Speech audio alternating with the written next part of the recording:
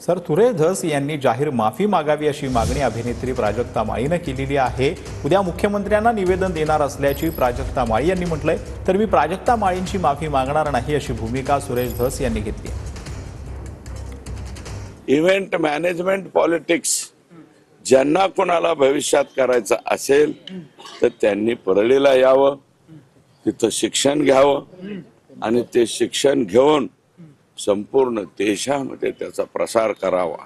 सपना चौधरी, रश्मिका मंडाना, अजून काय माझ्या नवीन प्राजक्ता माळी, प्राजक्ता माळी सुद्धा आमच्या इकडे येतात बरं का। ते इव्हेंट मॅनेजमेंट विषयी काहीतरी सांगत होते की यांच्याकडून शिकावं इव्हेंट मॅनेजमेंट। मान्य, हे वागणं महाराष्ट्रातल्या राजकारण्यांना शोभत नाही, ही अतिशय निंदनीय बाब आहे। आणि म्हणूनच ज्या कुत्सितपणे त्यांनी टिप्पणी केली आहे आणि हशा पिकवलाय, प्रसार माध्यमांसमोर कसं बोलावं, काय बोलावं याचं ज्यांना भान नाहीये त्यांना मी विनंती करते की त्यांनी तितक्याच विनम्रतेनं माझी जाहीर माफी मागावी।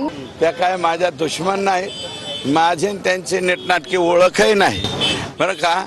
आणि मी फक्त त्यांचा महाराष्ट्राची हास्य जत्रा का काय तो कार्यक्रम पाहत असतो तेवढ्यापुरतं। जर त्यांनी माझा निषेध केला असेल तर मी त्यांचा निषेध म्हणून हास्य जत्रा बघायचं बंद करतो। माझं मत असं आहे की मी माफी काही मागणार नाही।